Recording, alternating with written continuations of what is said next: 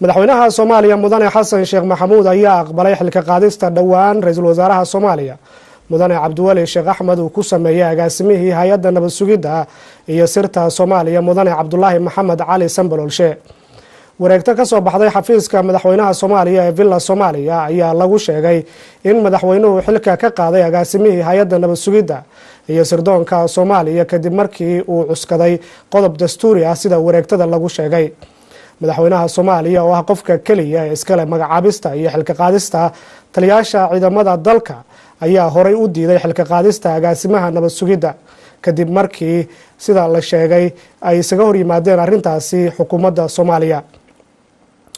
waxaana sida muuqata ugu dambeyn madaxweynuhu uu aqbalay inuu xilka ka qaado agaasimihii hay'adda nabad sugidda dalka Soomaaliya. haddaba waxaa qadka si toos ah ugu jira oo ku sugan stuudiyana magaalada Muqdisho Cabdullaahi Maxamed Cali Sambalolshe agaasimihii hore ee hay'adda nabad sugidda qaranka Soomaaliya. Cabdullaahi waxaan filayaa inaad maqasho ugu horeyn xilka qaadistaada madaxweynaha ayaa ugu dambeeyay go'aan iska leh isagana wuu aqbalay dareenkaaga iyo sidaad u aragto. ayaan la mahadsantahay bismillaahi raxmaani raxiim. runtii waa lagu qasban yahay in la soo dhaweeyo. shalayba waa golaha wasiirada ayaa kalsoonida sii waa ku mahadsanayeen. haddana haddii ay u garteen in ay xilkaas dib ay ula noqdaan ayadana waa in lagu raaco. markii hore dabcan isqabqabsiga iyo iskahormaadku wuxuu ka taagnaa dhinaca procedure-ka ama habka loo maray xilka qaadista oo u muuqatay runtii mid lagu degdegay oo aan laga tashan lagana heshiinin. laakiin anigu shakhsiyan caqabad kuma haynin xilka qaadistayda. runtii waayahay sababta oo xil qabta waa laga qaadi karaa. waayahay waxaa lagugu eedeeyey inaad ka dhaga adeegtay amaro ay xukuumaddu bixisay gaar ahaan ra'iisul wasaaraha iyo golaha wasiirada isla markaana aad xirtay xildhibaan ka mid ah baarlamaanka Soomaaliya. eedaa maxaad kaga jawaabaysaa? runtii arrinkaas wax ka jira lama arko. amar si toosa ama si dadban la ii siiyey oo anigu aan ka hor imid oo aan diida ma jiro. xildhibaan anigu aan xiray oo aan ku lug lahaa xiritaankiisana ma ay jirto. waana ka xumahay xiritaanka xildhibaanka. markii aan maqlana amar degdega ayaan bixiyey oo aan la sii daayo. waayahay haddiiba sidaa lagugu eedeeyey eedda xukuumadda weeye taa, laakiin taada adigu maxaad is leedahay waa lagaaga qaaday xilka?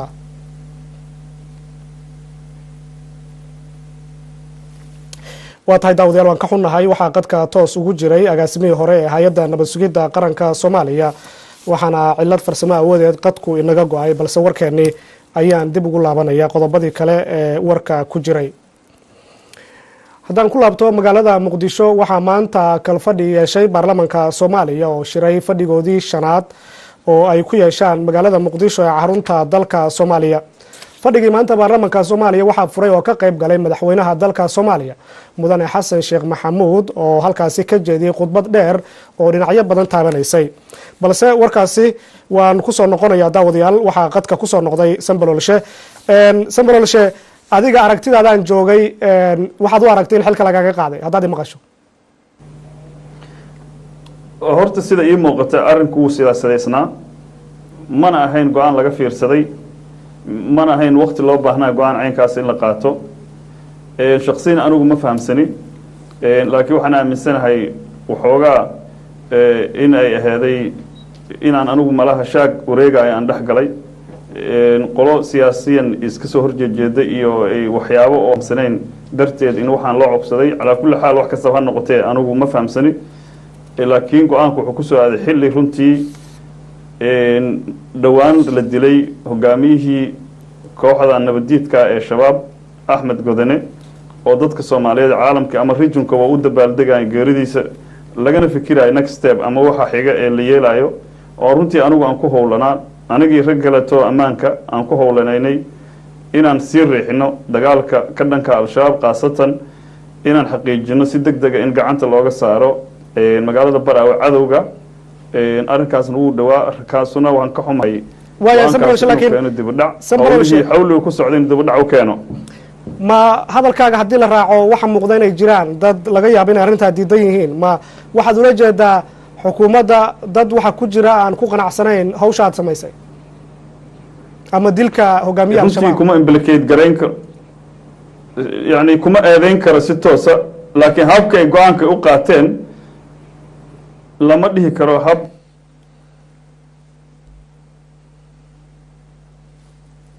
waa ku maqlayaa.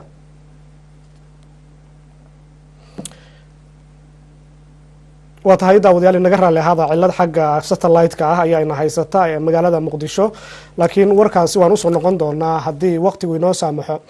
balse aan ku noqdo warkii la xiriiray baarlamanka soomaaliya ee ku shiray magaalada muqdisho. warkaasi muhim weeye laftiisa, waan usoo noqonayaa. sambrosh way maqashaan u malaynayaa?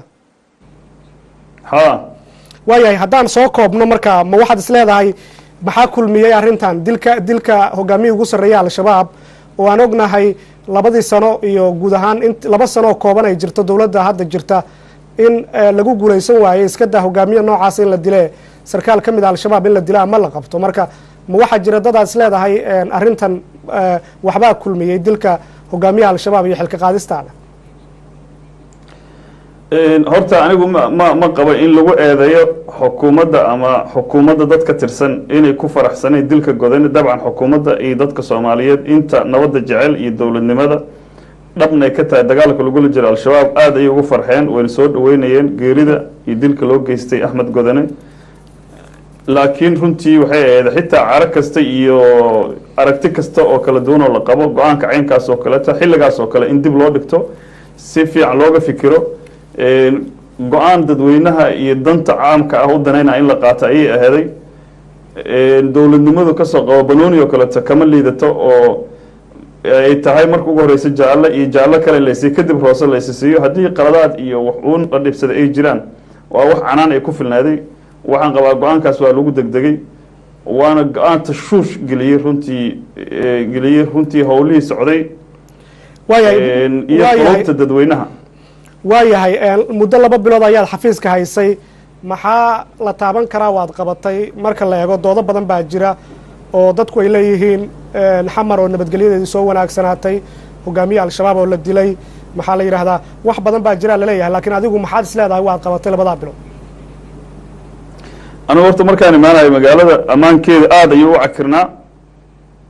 waxay ahayd magaalo si joogtaa loo weeraro madaxtooyada, xarunta baarlamaanka, xarunta maxkamadda, jidadka magaalada faras magaaladana la isku baacsado. maalmihii koobnaa oo aan joogay oo aan isleeyahay muddo 2 bilood ayay aheeday runtii howlo dardar leh oo xoog badan oo isbedel la taaban karo xagga ammaanka ayaa yimaaday. waxaanan ku kalsoonahay howlahaasu in ay wuxuu ahaay howlo dadku aayay oo runtii aan isleenahay isbedel ka fiican markii aan qabanay sidii xaaladda aheyd ayaa yimaaday. waxaan rabaa inaan ku weydiiyo, waa la og yahay madax badan oo ka horeysay ayaa hay-addan sirdoonka iyo amniga gacanta ku dhigtay. tallaabooyinkan aad qaaday ah inaad dad hub ka dhigto, inaad dad weerarto, in falalkan ugu waaweyn ee al-shabaab meeshii ugu muhiimsanayd ee ninkii ugu weynaa la dilo, waxaasoo dhan maxaa adig kuu suurageliyay bay kula tahay haddii ay jirto? waxaa kow ah niyad wanaag, in team work ama dadka hay-adaha institutionska ammaanka wada shaqayn dhaba ay la yimaadaan, dhiirigelin lagu sameeyo dadka ammaanka ka shaqeeya, dhalinyarada ammaanka ka shaqeysa oo runtii laga dhaadhiciyo inay wajihi karaan iskana dhicin karaan cadowga.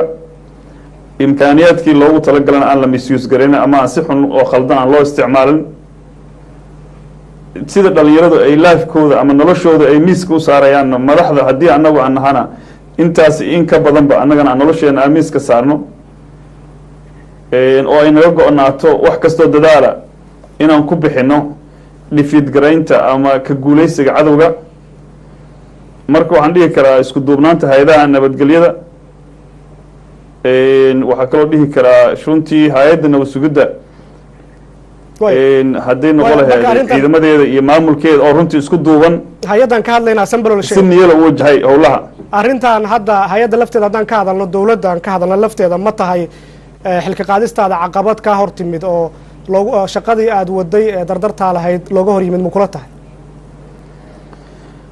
dabcan bacdama howluhu si xoog badan u socdeen oo horumar la gaarayay oo cadowga si joogtaa looga guuleysanayo oo aysan u marnaba u suurtoobin in ay intii annagu aan meesha imaano xildhibaan aan la dilin, qaraxyadii la xakameeyey, assassinationskii la xakameeyey, cid kasta oo wax isku daydana lasoo qabtay, shabakadii ugu waaweyna shabaab la baabiyey,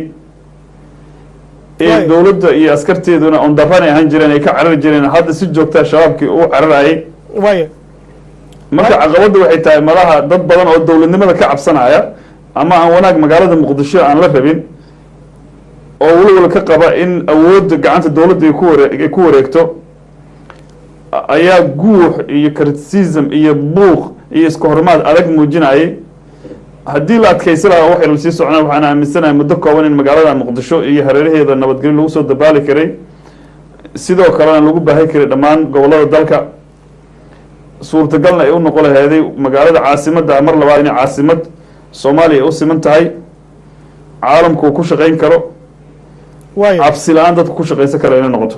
waayahay Sambalool Shaano ka faa'iideysanaya fursaddan aadna siisay, waxaan jeclaa inaan ku weydiiyo sida aad la socoto dad badan oo waxqabad muujiyey oo u takanoobay dowladnimada ayaa jiray oo xilalka laga qaaday, adigana waa tan sidaad sheegayso hadda adoo hawshaa wada xilka lagaa qaaday.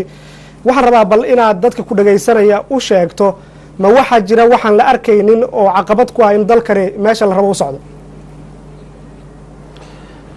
horta dhibaatada Soomaalida haysata waxa waaye waxa la yiraahdo deficit of quality of leadership ayaa jira.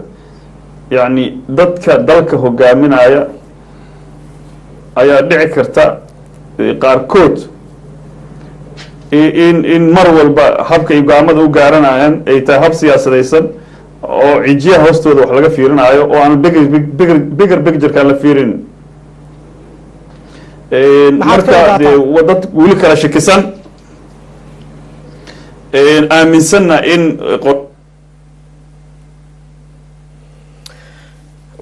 way maqlaysaan u malaynaya Sambalool Shee.